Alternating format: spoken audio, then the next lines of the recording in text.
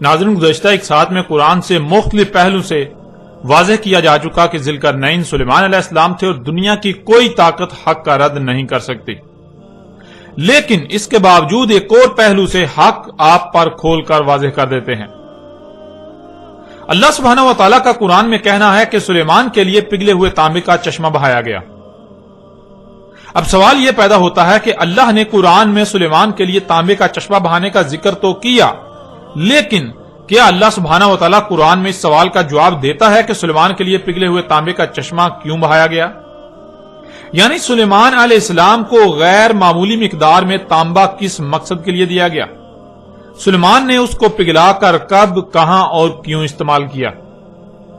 جب قرآن میں دیکھا جائے تو پورے قرآن میں کہیں بھی سلیمان کے نام کے ساتھ کہیں بھی اس تانبے کے استعمال یا اس تانبے کے دیے جانے کے مقصد کا ذکر نہیں کیا گیا، جو کہ بہت بڑے بڑے سوالات ہیں۔ کیونکہ ناظرین، پہلی بات تو یہ ہے کہ اللہ نے سلیمان کے لیے تانبے کا چشمہ بہانے کا ذکر کیا تو آخر کیوں، یہ بتانے کی کوئی وجہ بھی تو ہونی چاہیے تھی۔ تانبے کا چشمہ کیوں بہایا گیا سلیمان کے لیے؟ آخر سلیمان کو اس کی ضرورت کب، کہاں اور کیوں پیش آئی؟ اتنی بڑی مقدار میں تانبے کا استعمال کہاں کیا گیا؟ آپ پورے کا پورا قرآن چھان لیں، آپ کو کہیں بھی سلیمان کا نام استعمال کرتے ہوئے سلیمان کی طرف سے تانبے کے استعمال کا ذکر نہیں ملے گا۔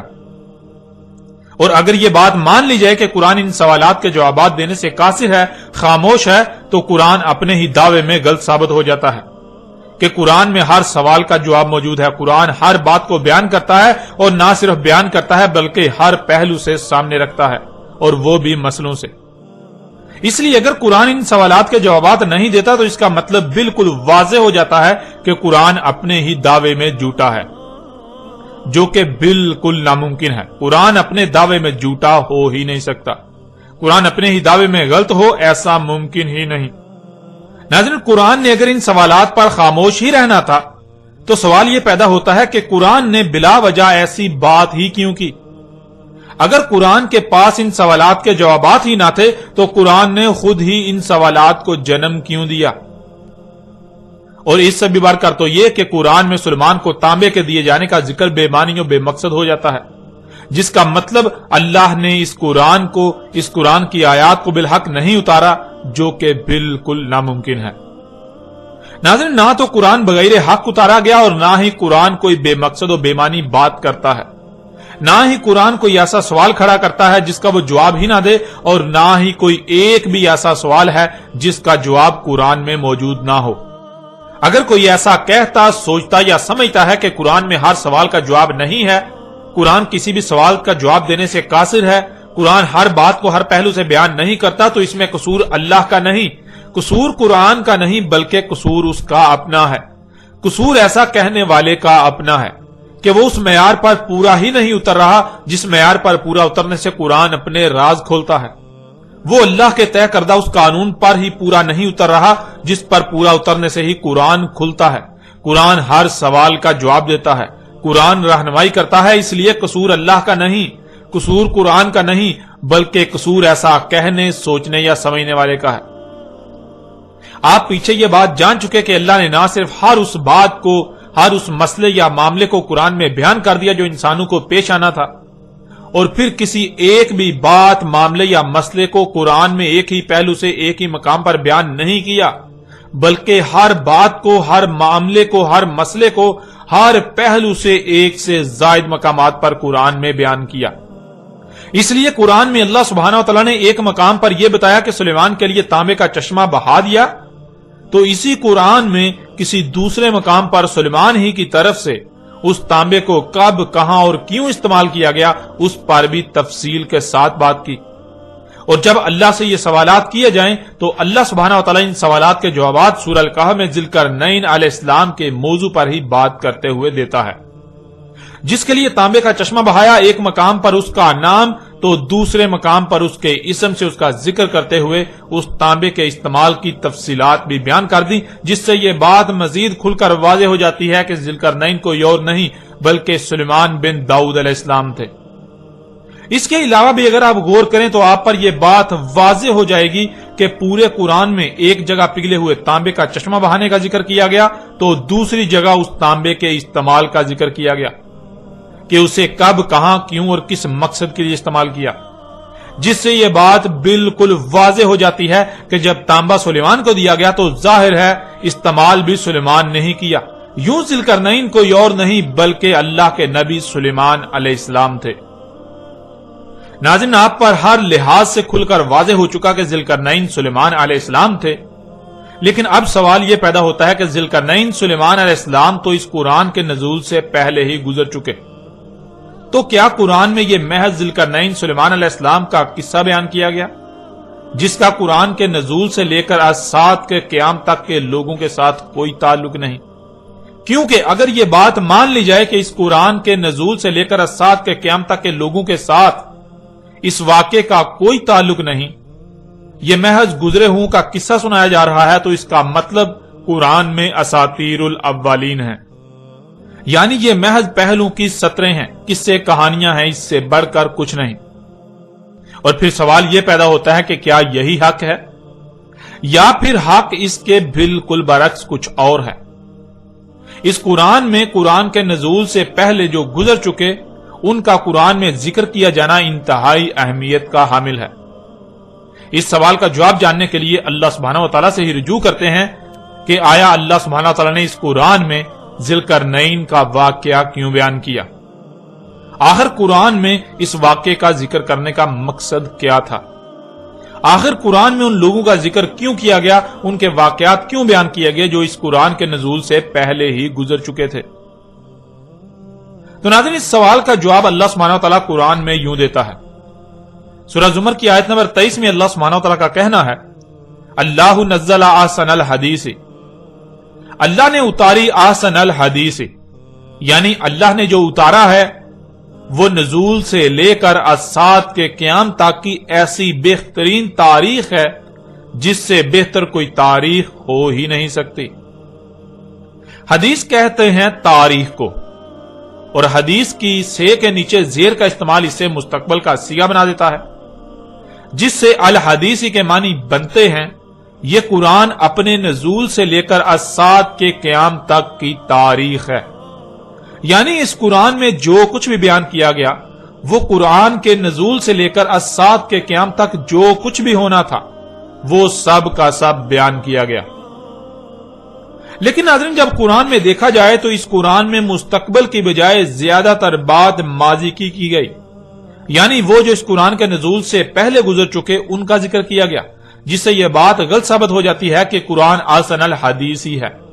یعنی یہ قرآن اپنے نزول سے لے کر اسات کے قیام تک کی احسن تاریخ ہے۔ لیکن ناظرین، جب قرآن میں دیکھا جائے تو اس قرآن میں مستقبل کی بجائے زیادہ تر بات ماضی کی گئی، یعنی وہ جو اس قرآن کے نزول سے پہلے ہی گزر چکے ان کا ذکر کیا گیا، ان کے واقعات سنائے گئے، ان کے واقعات قرآن میں درج ہیں، جس سے یہ بات غلط ثابت ہو جاتی ہے کہ قرآن احسن الحدیث ہی ہے، یعنی یہ قرآن اپنے نزول سے لے کر اسات کے قیام تک کی احسن تاریخ ہے، ایسی بہترین تاریخ جس سے بہتر کوئی تاریخ ہو ہی نہیں سکتی۔ قرآن کا یہ دعویٰ اس لیے غلط ثابت ہو جاتا ہے کیونکہ قرآن خود کو نزول سے لے کر اسات کے قیام تک کی تاریخ بتا رہا ہے، لیکن جب قرآن میں دیکھا جائے تو اس میں تاریخ تو اس کے نزول سے پہلے گزر جانے والوں کی بیان کی گئی، جیسے کہ قوم نوح، قوم عاد، قوم سمود، قوم لوط، قوم شعیب اور آل فرعون وغیرہ کا ذکر، امت بنی اسرائیل وغیرہ کا ذکر اور ان رسولوں کا ذکر جو ماضی کا قصہ بن چکے۔ یعنی جب قرآن میں دیکھا جائے تو قرآن میں گزشتہ لوگوں کی تاریخ ملتی ہے جو ماضی کا قصہ بن چکے، لیکن اس کے بالکل برعکس قرآن کا یہ دعویٰ ہے کہ یہ قرآن کے نزول سے لے کر اسات کے قیام تک کی تاریخ ہے۔ اب ناظرین، جب قرآن خود یہ دعویٰ کر رہا ہے کہ قرآن اپنے نزول سے لے کر اسات کے قیام تک کی تاریخ ہے تو پھر قرآن غلط ہو ہی نہیں سکتا، بلکہ غلط تو وہ ہے جو ایسا سمجھ رہا ہے کہ قرآن میں مستقبل کی بجائے ماضی کی تاریخ بیان کی گئی، کیونکہ قرآن یہ بھی واضح کر دیتا ہے کہ اس قرآن میں اساطیر الاولین نہیں بلکہ مسئلیں بیان کی گئیں۔ اس قرآن میں جو کچھ بھی بیان کیا گیا، اس قرآن میں نزول سے لے کر الساعۃ کے قیام تک کی جو تاریخ بیان کی گئی وہ مسئلوں سے بیان کی گئی۔ وہ جو سلف ہو چکے ان کا ذکر نہیں کیا گیا، بلکہ ذکر تو قرآن کے نزول سے لے کر الساعۃ کے قیام تک جو کچھ بھی ہونا تھا اس کا کیا گیا، لیکن مسئلوں سے، جس کا ذکر اللہ سبحانہ و تعالی نے قرآن میں مختلف مقامات پر بھی کر دیا، جیسا کہ آپ ان آیات میں دیکھ سکتے ہیں۔ اس وقت سکرین پر آپ کو سورہ زخرف کی آیت نمبر 56 نظر آ رہی ہے، جس میں اللہ سبحانہ وتعالی کا کہنا ہے فَجَعَلْنَهُمْ سَلَفًا وَمَثَلًا لِلْآخِرِينَ، پس کر دیا ہم نے انہیں سلفا، یعنی ایک ایک کو گزرے ہوئے کر دیا۔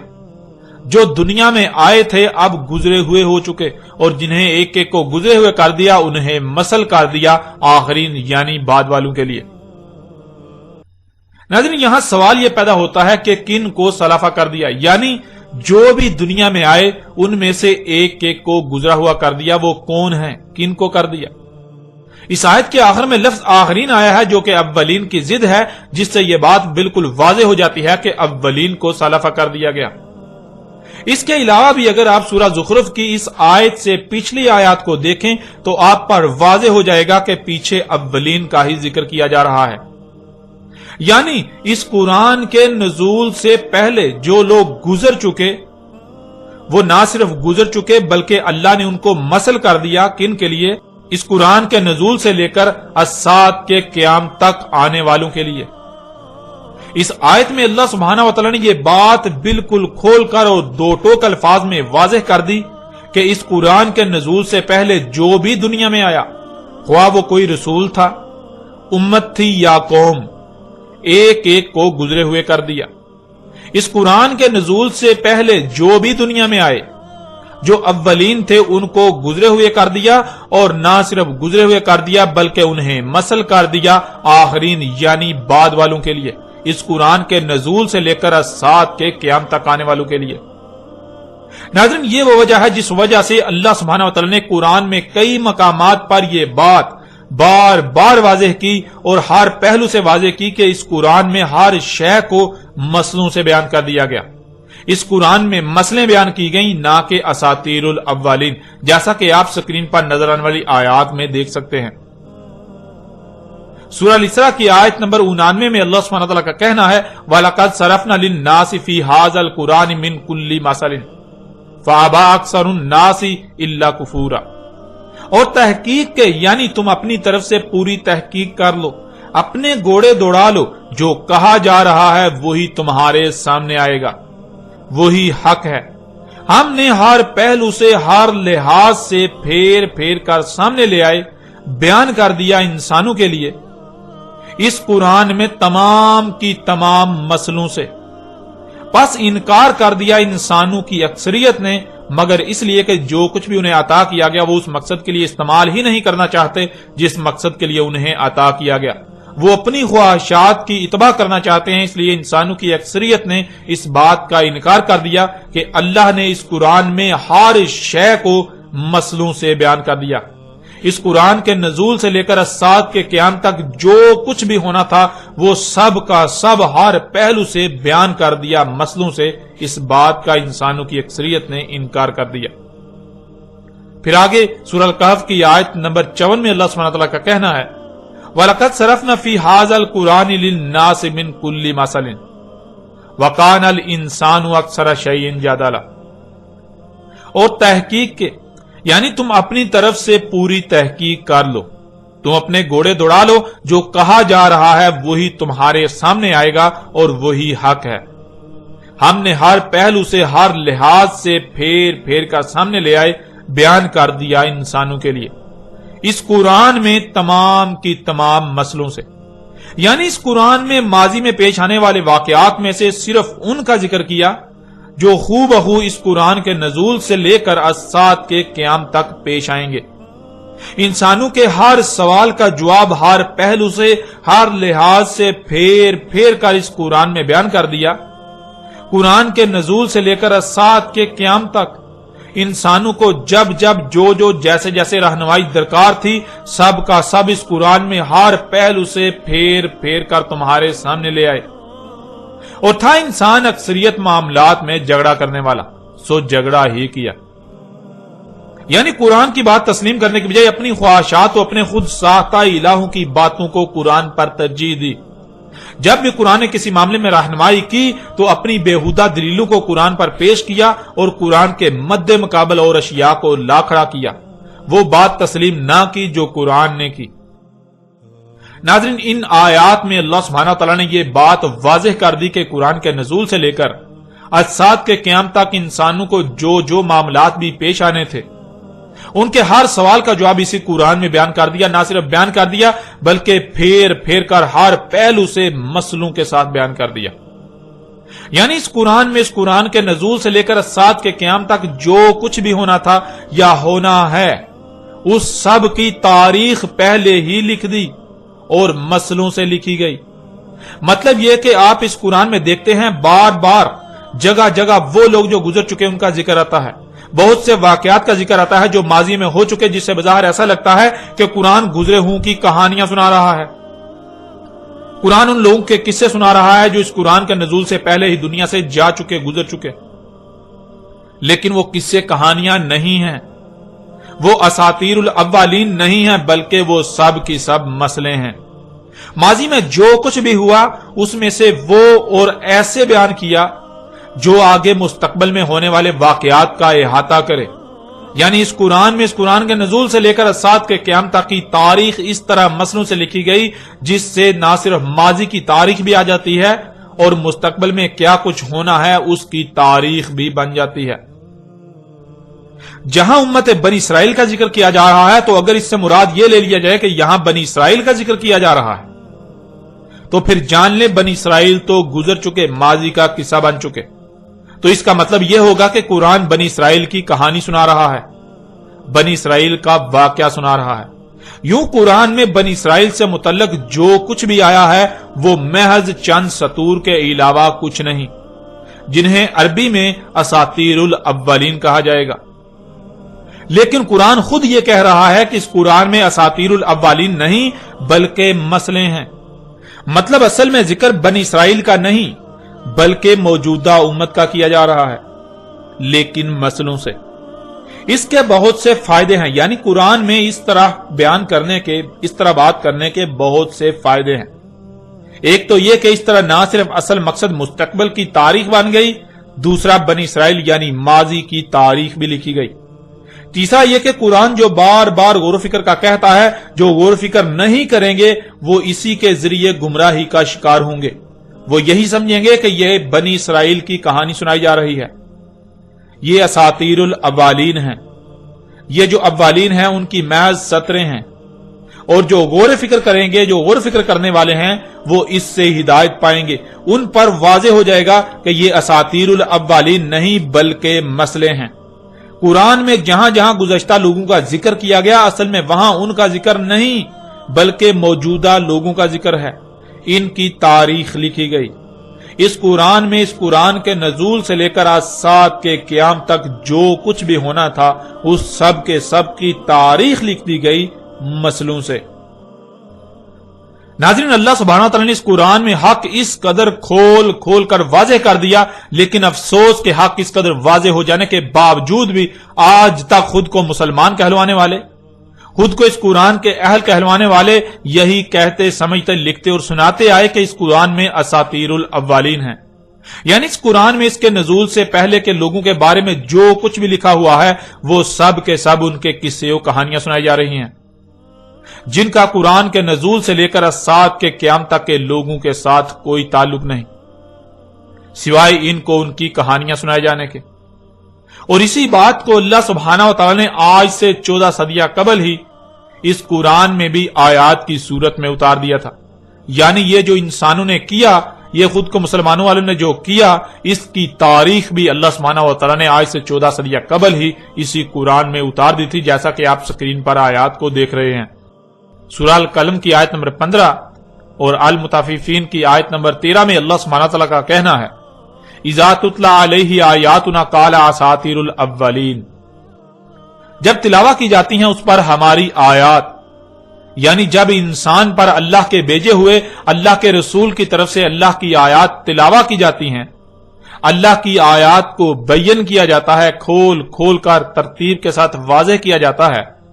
تو آگے سے انسان کا جواب یہ ہوتا ہے، انسان کہتا ہے اساطیر الاولین، یہ اساطیر الاولین ہے، یعنی یہ جو کچھ بھی قرآن میں گزشتہ لوگوں کے بارے میں آیا ہے یہ تو محض پہلو کی سطریں ہیں، اس سے بڑھ کر کچھ نہیں، یہ تو ان کے قصے کہانیاں، ان کے واقعات سنائے جا رہے ہیں جن کا موجودہ انسانوں کے ساتھ کوئی تعلق نہیں۔ پیچھے آپ پر واضح کیا جا چکا کہ اساطیر الاولین اس طرح ثابت ہوتی ہیں جب یہ کہا جائے کہ یہ تو گزشتہ لوگوں کی بات کی جا رہی ہے جس کا ہمارے ساتھ کوئی تعلق نہیں، اور یہی موجودہ انسانوں کا کہنا ہے جو آج تک کہتے آئے اور کہہ رہے ہیں، جو قرآن پر ایمان رکھنے کے دعوے دار ہیں، اور مزید کیا کہتے ہیں یہ بھی اللہ سبحانہ وتعالی نے قرآن میں بیان کر دیا۔ لَقَدْ وُعِدْنَا هَٰذَا نَحْنُ وَآبَاؤُنَا مِن قَبْلُ إِنْ هَٰذَا إِلَّا أَسَاطِيرُ الْأَوَّلِينَ، تحقیق یعنی انسان کہہ رہے ہیں، انسانوں کا کہنا ہے کہ تم اپنی تحقیق کر لو، تمہارے سامنے یہی بات آئے گی، وعدہ ہے ہمارا، یہ ہم اور ہمارے آباء و اجداد اس سے پہلے نہیں ہے مگر یہ اساطیر الاولین،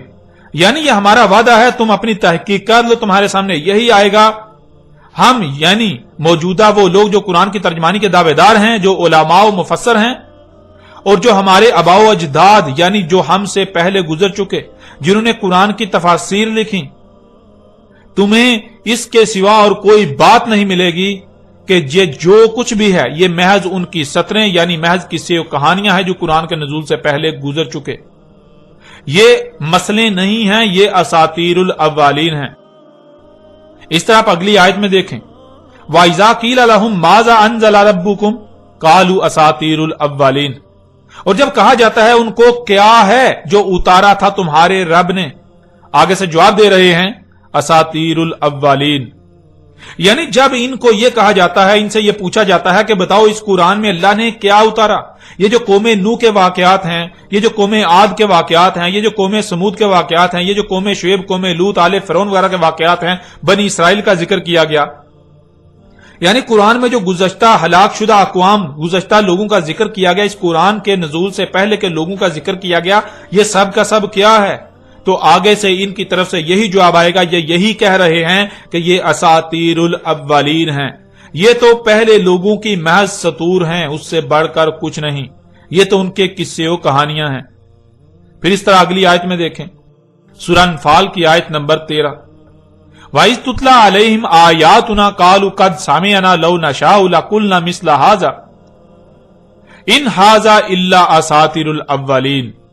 اور جب ہمارا بھیجا ہوا رسول تلاوت کر رہا ہے ان پر ہماری آیات،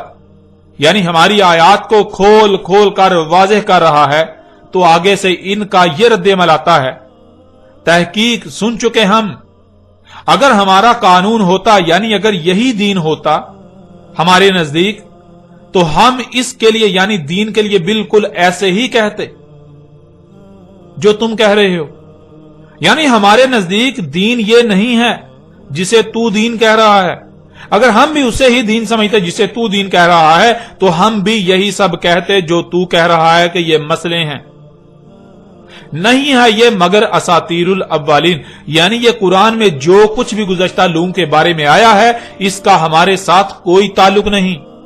یہ دین نہیں ہے، یہ تو محض اولین کی سطریں ہیں، یہ تو قرآن کے نزول سے پہلے جو لوگ گزر چکے ان کے قصے و کہانیاں ہیں، ان سے بڑھ کر کچھ نہیں۔ ناظرین، آپ پر یہ بات بالکل کھول کر واضح ہو چکی کہ اللہ سبحانہ تعالیٰ نے اساطیر الاولین نہیں بلکہ اس قرآن میں مسلوں سے، اس قرآن کے نزول سے لے کر الساعۃ کے قیام تک کی تاریخ بیان کی۔ آپ ہر لحاظ سے بالکل واضح طور پر یہ جان چکے ہیں کہ اس قرآن میں اساطیر الاولین نہیں ہے بلکہ مسئلے ہیں۔ جہاں قوم نوح کا ذکر کیا جا رہا ہے تو وہ اصل میں قوم نوح نہیں بلکہ موجودہ قوم یعنی دنیا میں آباد موجودہ لوگ ہیں جن کا ذکر کیا جا رہا ہے قوم نوح کی مسل سے،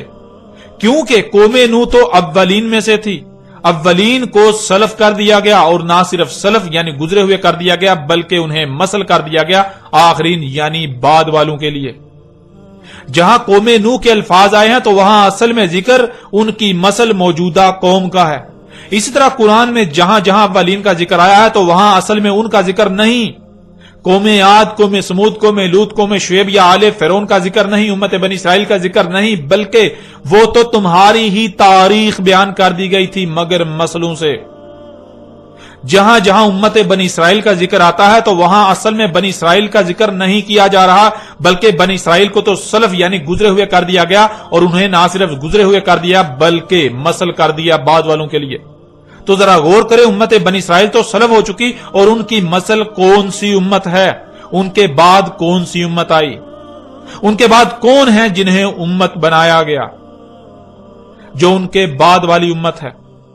ناظرین، جن کو سلف یعنی گزرے ہوئے کر دیا ان کو صرف گزرے ہوئے نہیں بلکہ مسل کر دیا بعد والوں کے لیے،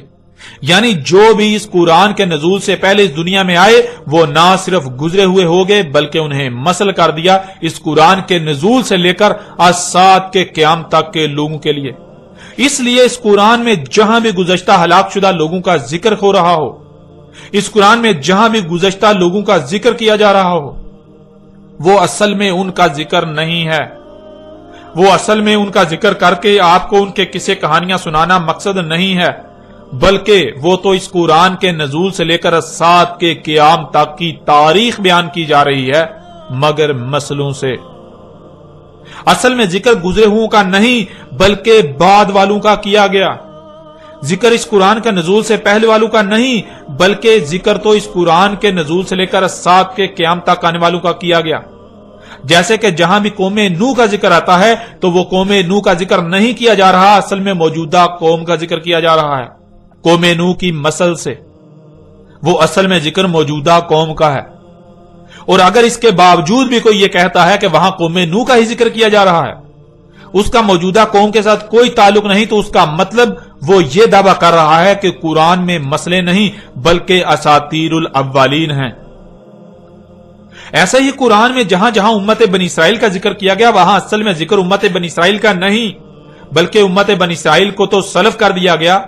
اور جنہیں سلف کر دیا گیا نہ صرف سلف بلکہ انہیں مسل کر دیا بعد والوں کے لیے، اس لیے وہاں اصل میں ذکر امت بنی اسرائیل کی مسل اس موجودہ امت کا کیا جا رہا ہے۔ اور ناظرین، اسی بات کو ایک دوسرے پہلو سے بھی آپ کے سامنے رکھتے ہیں، آپ پر بالکل کھول کر واضح کر دیتے ہیں۔ اس قرآن میں تمام کی تمام آیات ہیں۔ آیات لفظ جمع کا صیغہ ہے اور اس کا واحد ہے آیت، اور لفظ آیت ضد ہے بین کی۔ بین کہتے ہیں شے کا ہر لحاظ سے، ہر پہلو سے واضح ہونا، اس کا رائی برابر حصہ بھی کوئی پہلو بھی پوشیدہ نہ ہونا، چھپا ہوا نہ ہونا، یعنی کسی بھی شے کا جس کا ذکر کیا جا رہا ہے اس کا ہر پہلو سے اس کا انگ انگ بالکل کھلم کھلا سامنے ہونا، واضح ہونا۔ اور اس کے برعکس آیت کہتے ہیں پوری کی پوری شے کو چھپا دینا یا چھپے ہوئے ہونا، اور اس کا چھوٹا سا حصہ، چھوٹا سا پہلو سامنے ہونا جو آیت کہلائے گا، جس میں غور کرنے یعنی جس کی گہرائی میں جانے سے وہ کیا تھا جو چھپا دیا گیا، جو چھپا ہوا ہے وہ کھل کر سامنے آ جائے گا۔ یعنی آیت کہتے ہیں جو سامنے نظر آ رہا ہے وہ اصل حقیقت نہیں بلکہ اصل حقیقت آپ پر اس وقت تک واضح نہیں ہوگی جب تک کہ آپ اس میں غور نہیں کرتے، اس کی گہرائی میں نہیں جاتے۔ جو سامنے نظر آ رہا ہے وہ اصل حقیقت پر پڑا ہوا پردہ ہے، جو سامنے نظر آ رہا ہے جو کہ آیت ہے وہ اصل حقیقت نہیں بلکہ اصل حقیقت پر پڑا ہوا پردہ ہے۔ جب تک آپ اس پردے کے پیچھے نہیں جانتے تب تک حقیقت آپ کے سامنے نہیں آئے گی۔ ناظرین، اسے آپ ایک چھوٹی سی مثال سے بھی سمجھ سکتے ہیں۔ مثلاً آپ اپنی آنکھوں سے دیکھتے ہیں کہ آپ کو سورج زمین کے گرد گھومتا ہوا نظر آتا ہے، زمین روٹی کی طرح گول اور چپٹی نظر آتی ہے۔ یہ جو آپ اپنی آنکھوں سے سامنے دیکھ رہے ہیں یہ بین نہیں، یعنی یہ کھلم کھلا اصل حقیقت نہیں ہے بلکہ یہ آیت ہے، اصل حقیقت پر پڑا ہوا پردہ ہے۔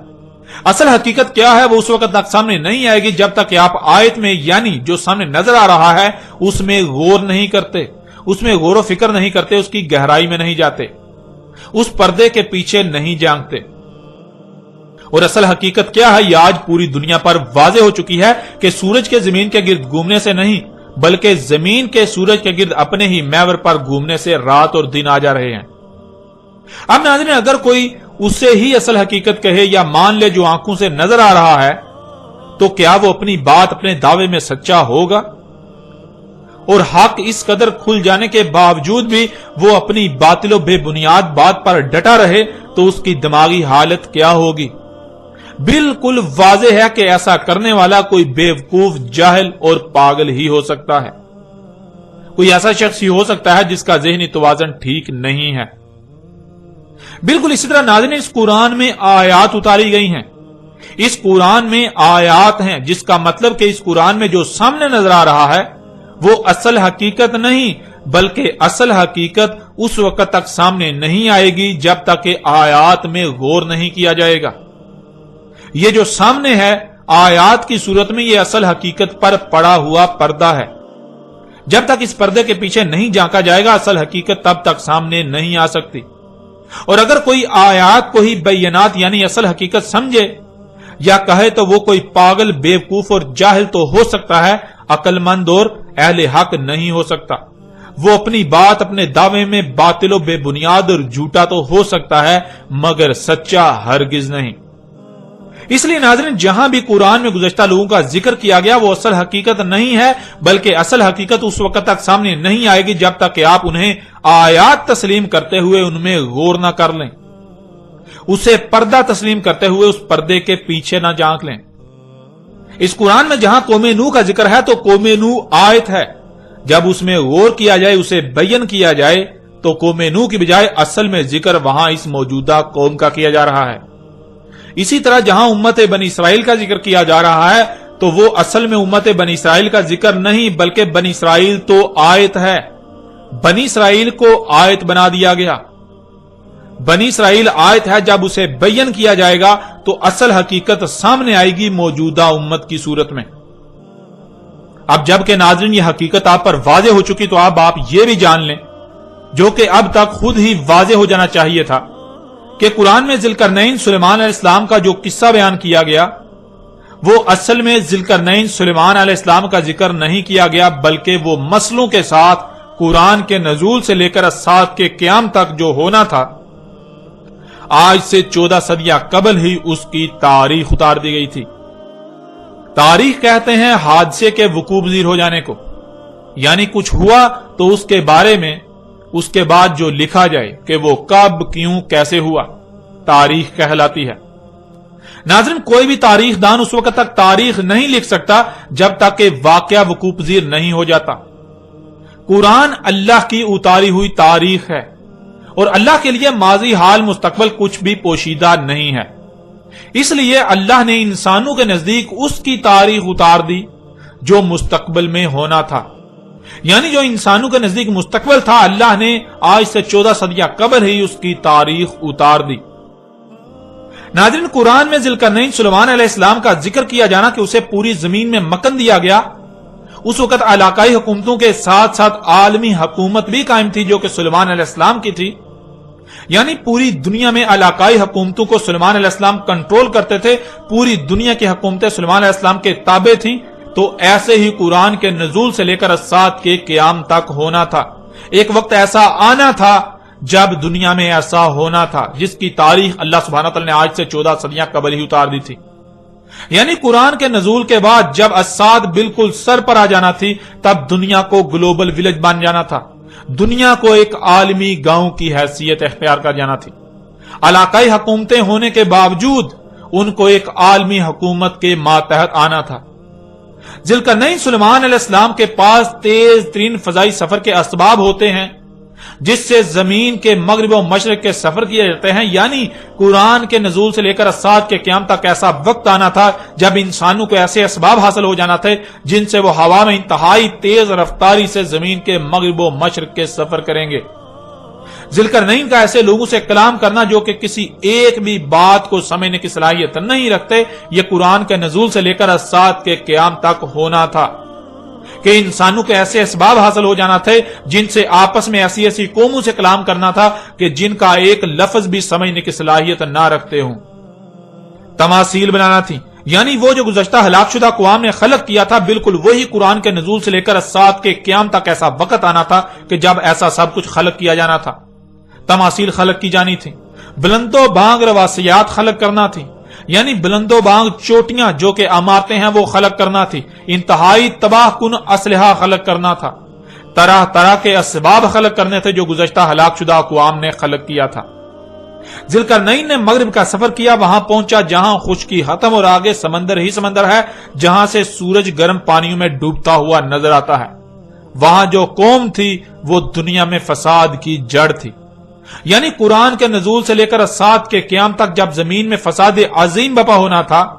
ایسے اسباب وجود میں آ جانا تھے، ترقی کے نام پر فساد عظیم ہونا تھا، تب مغرب میں جہاں خشکی ختم اور وہاں سے سورج گرم پانیوں میں ڈوبتا ہوا نظر آتا ہے، وہاں جو قوم ہونا تھی، یعنی دنیا کے مغرب میں جہاں خشکی ختم ہوتی ہے تو آخری جو خشکی کا مقام ہے، وہاں جو قوم ہونا تھی، اس قوم نے زمین میں فساد کی بنیاد، فساد کی جڑ ہونا تھا۔ اور ذرا غور کریں، کیا آج ایسا ہوا؟ کیا آج ایسا ہو رہا ہے؟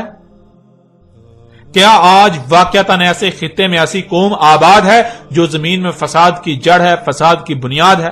جہاں کے شیاطین زمین و آسمانوں میں فساد عظیم کر رہے ہیں؟ جب غور کریں تو ہاں، بالکل وہ خطہ آج موجود ہے جسے دنیا امریکہ کا نام دیتی ہے، اور امریکی قوم جو دنیا میں فساد کی جڑ ہے، فساد کی بنیاد ہے۔ اسی طرح ذوالقرنین کے مشرق کے سفر کا ذکر کیا گیا، وہاں ایسی قوم جب سورج طلوع ہوتا ہے تو سب سے پہلے اسی قوم پر طلوع ہوتا ہے، اس کے بعد باقی اقوام پر طلوع ہوتا ہے۔ اس قوم نے زمین میں فساد عظیم بپا کرنا تھا، اور آج وہ قوم موجود ہے جسے چینی اور جاپانی قوم کہا جاتا ہے۔ یہی وہ قوم ہے مشرق کی جانب کے جب سورج طلوع ہوتا ہے تو سب سے پہلے اسی قوم پر طلوع ہوتا ہے، اس کے بعد باقی اقوام پر طلوع ہوتا ہے۔ اسی طرح تیسرا سفر جو مغرب و مشرق کے درمیان تھا، وہاں جو خطہ ہے، اس خطے میں قرآن کے نزول سے لے کر الساعۃ کے قیام تک ایسی قوم نے آنا تھا جس نے زمین میں تباہی مچانا تھی، فساد کرنا تھا، لوگوں کے اموال لوٹنا تھے، اور وہ خطہ یورپ اور روس کا خطہ بنتا ہے۔ اور آج بالکل یہ قوم بھی فساد کر رہی ہے، پوری دنیا کے وسائل لوٹ رہی ہے۔ مغرب و مشرق میں جن اقوام کا ذکر کیا گیا، یہ موجودہ دور کی تاریخ بیان کی گئی تھی۔ قرآن کے نزول کے بعد جب اعظم فتنہ یعنی دجال کا ظہور ہونا تھا، اس کے پیچھے 3 اقوام کو ہونا تھا۔ ان میں سے ایک دنیا کے مغرب میں آباد امریکی قوم، دوسری دنیا کے مشرق میں آباد چینی اور جاپانی قوم، اور تیسری ان دونوں کے وسط میں آباد روسی اور یورپی قوم۔ یہ عظیم راز آج سے 14 صدیاں قبل ہی بیان کر دیے گئے تھے۔ اس وقت جو لوگ یہ سب کچھ کر رہے تھے ان کو قرآن میں یاجوج اور ماجوج کہا گیا۔ تو قرآن کے نزول سے لے کر الساعۃ کے قیام تک جب ایسا ہونا تھا تو ایسا کرنے والوں کو قرآن نے یاجوج اور ماجوج کہا۔ ناظرین، یہ عظیم خبریں آج سے 14 صدیاں قبل ہی دے دی گئیں، لیکن کسی کو اس قرآن میں کچھ بھی نظر نہ آیا۔ ہر کوئی قرآن میں اتنے عظیم راز، ان عظیم خبروں کو، اس تاریخ کو اساطیر الاولین بنا کر بیٹھا رہا، گزشتہ اقوام کے قصے و کہانیاں بنا کر بیٹھا رہا۔ اور ناظرین، اب آپ کو بآسانی سے اس بات کی بھی سمجھ آ جائے گی کہ محمد علیہ السلام نے سورہ الکہف کو بار بار دجال کے ساتھ کیوں جوڑا، کیونکہ سورہ الکہف میں دجال اور اس وقت جب دجال موجود ہونا تھا اس کی مکمل رہنمائی موجود ہے۔ ذرا غور کریں، کیا آج دنیا میں یہی سب نہیں ہو رہا؟ کیا آج دنیا مختلف ممالک میں تقسیم ہونے کے باوجود ایک زبان اور ثقافت میں نہیں ڈال چکی؟ قومیں ایک دوسرے کی زبان کا ایک لفظ بھی سمجھنے کی صلاحیت نہ ہونے کے باوجود اسباب کے ساتھ روانی سے ایک دوسرے سے کلام نہیں کر رہی ہیں۔ اس وقت پوری دنیا مختلف ممالک میں تقسیم ہونے کے باوجود ایک زبان و ثقافت میں ڈل چکی، پوری دنیا گلوبل ولیج بن چکی، پوری دنیا میں علاقائی حکومتیں ہونے کے ساتھ ساتھ انہیں اقوام متحدہ کے تحت، ایک عالمی حکومت کے تحت کنٹرول کیا جا رہا ہے۔ دنیا ایک عالمی گاؤں کی حیثیت اختیار کر چکی ہے۔ ناظرین، کیا آج اسباب کے ذریعے دنیا کی کسی بھی قوم سے گفتگو کرنا ممکن نہیں ہو چکا؟ یہاں تک کہ نہ صرف ممکن بلکہ انتہائی آسانی کے ساتھ ان لوگوں کے ساتھ بات چیت کی جا سکتی ہے اور کی جا رہی ہے جن کے ساتھ ان اسباب سے قبل بات کرنے کا تصور بھی نہیں کیا جا سکتا تھا۔ اور ناظرین، کیا آج دنیا کے مغرب و مشرق تک انتہائی تیز رفتار پرسکون اور ہوائی سفر ممکن نہیں ہو چکا؟ کیا آج بڑے پیمانے پر لوہا، تانبا اور طرح طرح کی اشیاء کو زمین اور پہاڑوں سے نہیں نکالا جا رہا؟ دانتوں کو بڑے پیمانے پر پگھلا کر ان سے اسلحہ وغیرہ نہیں بنایا جا رہا؟ کیا آج تقریباً ہر طرح کے اسباب وجود میں نہیں آ چکے؟ کیا آج اسی طرح زمین میں فساد نہیں کیا جا رہا جیسے ذوالقرنین سلیمان علیہ السلام کے وقت کیا جا رہا تھا؟ کیا جیسے اس وقت ہر کوئی دجال کے فتنے کا شکار تھا سوائے اس کے جس کی خالص اللہ نے اپنی طرف سے رہنمائی کی، اور اکثریت دجال کے فتنے کا شکار ہو کر اسے ترقی و خوشحالی کا نام دے رہی تھی، انسانیت کی خدمت قرار دے رہی تھی؟ آج بھی یہ سب وہی نہیں ہو رہا؟ آج بھی یہ وہی سب نہیں ہو رہا؟ آج بھی پوری دنیا کے انسان اس دجال کے فتنے کا شکار نہیں ہو چکے؟